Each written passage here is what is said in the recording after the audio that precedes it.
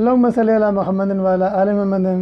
अस्सलाम वालेकुम नाज़रीन कराम, उम्मीद है कि आप सब खैरियत से होंगे और अल्लाह तबारक ताला की रहमत और नवाज़िशों के तलबगार होंगे। आज की वीडियो ख़ासकर उन लोगों के लिए है जो कि दुबई यूएई में ओवरस्टे हो चुके हैं और काफ़ी परेशान हैं, और ओवरस्टे होने की वजह से इन पर भारी जुर्माना आयद हो चुका है, और इस भारी जुर्माना की वजह से ना ही वो पाकिस्तान जा सकते हैं और इलीगल होने की वजह से ना ही वो कोई जॉब कर सकते हैं, और इनमें से अक्सर बार अब्सकॉन्डिंग का केस भी फाइल हो चुका है। कोविड-19 के बाद ऐसे परेशान हाल लोगों से मेरी काफ़ी तादाद में मुलाकात हुई और इनमें से काफ़ी ज़्यादा लोग एजेंट्स के हाथों लुट चुके थे। इनमें से काफ़ी एजेंट्स ने ये वादा किया था कि आप हमें इतने पैसे दें, हम आपका फ़ाइन माफ़ करवा देंगे, लेकिन वो पैसे लेके भाग गए और उन्होंने अपने मोबाइल नंबर भी बंद कर दिया। इसलिए मैं भी काफ़ी अर्सा से ऐसे जेन्युइन प्रोसेस की तलाश में था कि इन लोगों की मैं किसी न किसी तरीके से मदद कर सकूं। इस सिलसिले में मेरी काफ़ी ज़्यादा लोगों से मुलाकात हुई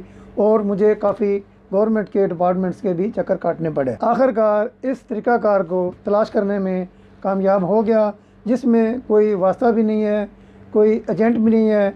आपने डायरेक्टली अपने डॉक्यूमेंट्स गवर्नमेंट के डिपार्टमेंट में जमा कराने हैं और अप्रूवल आने के बाद आपने अपना फ़ाइन भी खुद ही पे करना है। नाज़रीन कराम, ये बात याद रखिएगा कि गवर्नमेंट कोई भी एमनेस्टी अनाउंस नहीं कर रही, लेकिन जो लोग फ़ाइन रिड्यूस करने के लिए एप्लीकेशन देते हैं उनका फ़ाइन रिड्यूस हो जाता है, मुकम्मल तौर पर फ़ाइन माफ़ नहीं होगा। जो तरीक़ाकार आपको मैं बताने जा रहा हूँ, इसमें किसी एजेंट या किसी वास्ते की कतई ज़रूरत नहीं है, इसमें 1% भी फ्रॉड के चांसेस नहीं है। 2-3 जानने वालों ने इसी प्रोसेस को फॉलो किया और इनमें से एक का वीज़ा भी अप्लाई हो चुका है। नाज़रीन, इस वीडियो को आखिर तक देखें और गौर से देखें ताकि आपका कोई पॉइंट रह ना जाए। इसका कंप्लीट प्रोसेस मैं बताने लगा हूँ। जो लोग दुबई में ओवरस्टे हो चुके हैं, इनमें से काफ़ी लोग विजिट वीज़ा पर थे जो किसी न किसी वजह से कंट्री से एग्जिट नहीं हुए और वो ओवरस्टे के भारी फाइन का शिकार हो चुके हैं। बाकी लोगों की कोविड-19 के अंदर जॉब्स ख़त्म हो गई, उनका या तो वीज़ा कैंसिल हो गया या जॉब ख़त्म होने की वजह से वो आगे कोई वीज़ा ना ले सके और ओवरस्टे हो गए। जो लोग विजिट वीज़ा के ऊपर ओवरस्टे होते हैं उनके ऊपर 90% चांसेस होते हैं कि अब्सकॉन्डिंग का केस भी हो चुका होता है। इसकी वजह ये होती है कि एक बंदा जब विजिट पे आता है और अपना विजिट वीज़ा का जो मुद्दत होती है वो अपने प्रोसेस को क्लियर करने के लिए इनको अब्सकॉन्डेड डिक्लेयर कर देता है। इसकी कुछ फीस उसको पे करना पड़ती है। उनके कंपनी के बाकी प्रोसेस में कोई खलल ना आए,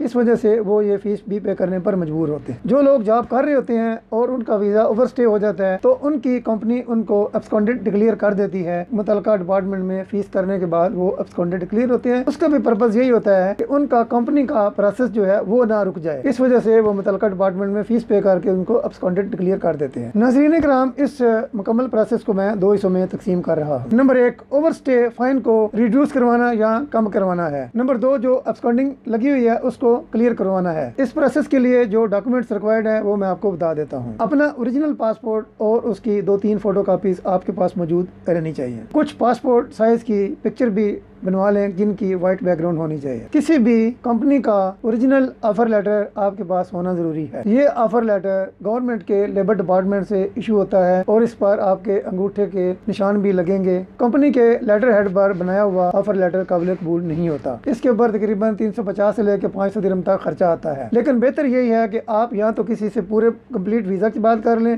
कि आपको मैं इतने पैसे दूंगा, आप मुझे इसके बदले में वीज़ा पूरा लगवा दें और उसमें वो आपको ऑफ़र लेटर बना के दे देंगे। दूसरा, अगर आपको कोई जेन्युइनली जॉब मिल जाती है तो वो भी आपको ऑफ़र लेटर देंगे।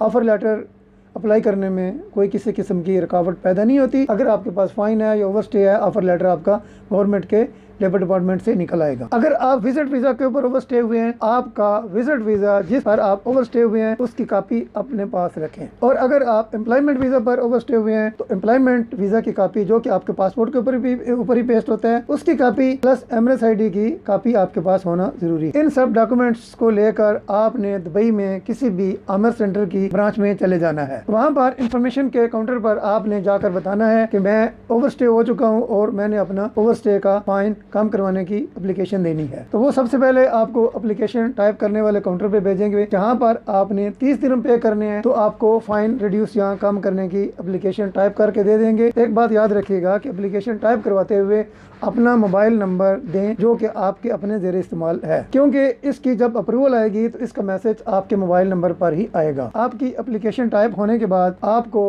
एक और काउंटर पर भेज दिया जाएगा जहाँ पर आपकी ये एप्लीकेशन सबमिट होनी है। वहाँ पर आपने अपने तमाम डॉक्यूमेंट्स के साथ 270 दिरहम फीस पे करनी है, जो कि गवर्नमेंट की फीस है। अपने डॉक्यूमेंट्स और एप्लीकेशन जमा कराने के बाद वो आपको बता देंगे कि आपको 10 से लेके 15 दिन का टाइम लगेगा, और जो आपने मोबाइल नंबर ऊपर मेंशन किया हुआ है इसी के ऊपर आपको मैसेज आएगा। अब मैं आपको बताता हूं कि आपका फ़ाइन कितना रिड्यूस हो सकता है। अगर आपका फ़ाइन 10 से लेके 20,000 तक है तो आपका फ़ाइन जो है वो तकरीबन 1500 से लेके 2000 दिरहम तक आएगा। और अगर आपका फ़ाइन 30,000 से 50,000 तक है तो आपका फ़ाइन 2000 से 3000 के बीच में आएगा। और अगर आपका फ़ाइन 50,000 लेके 70,000 के बीच में है, आपका फ़ाइन डिस्काउंट होने के बाद 4 से लेके 6000 के बीच में हो जाएगा। अगर आप ये समझते हैं कि आपका फ़ाइन अभी भी ज़्यादा है तो आप इस फ़ाइन को मज़ीद कम करने के लिए एक और एप्लीकेशन दे सकते हैं जिसकी फीस आपको 500 दिरहम पे करना पड़ेगी। इसमें आपको दोबारा मैसेज आएगा और जितना भी फाइन रिड्यूस होगा तो आपको वो फाइन पे करना पड़ेगा। फाइन रिड्यूस होने के बाद आपने आमिर सेंटर में जाकर ये फाइन पे करना है। तो फाइन पे करने के बाद आप अपना वीज़ा प्रोसेस कर सकते हैं। जिससे आपने वीज़ा की बात की हुई है या आपने जॉब की बात की हुई है, आप जाकर वीज़ा प्रोसेस करवा सकते हैं। अब आते हैं ज़रा अब्सकॉन्डिंग की तरफ। जिन्होंने फ़ाइन रिड्यूस करवा लिया है और फ़ाइन की पेमेंट कर दी है और उन तक अभी तक अब्सकॉन्डिंग का केस मौजूद है, तो उन्होंने अपना ओरिजिनल पासपोर्ट और बाकी डॉक्यूमेंट्स लेकर अवीर इमिग्रेशन जाना है। अवीर इमिग्रेशन पर इस काम के लिए एक स्पेशल काउंटर बना हुआ है। आपने उनको अपने सारे डॉक्यूमेंट्स देने हैं और फाइन पेमेंट का पेपर देना है। तो आपको 100 दिरहम से लेके 600 दिरहम तक पे करने पड़ेंगे। ये वो डिसाइड करेंगे कि आपका कितना फ़ाइन है।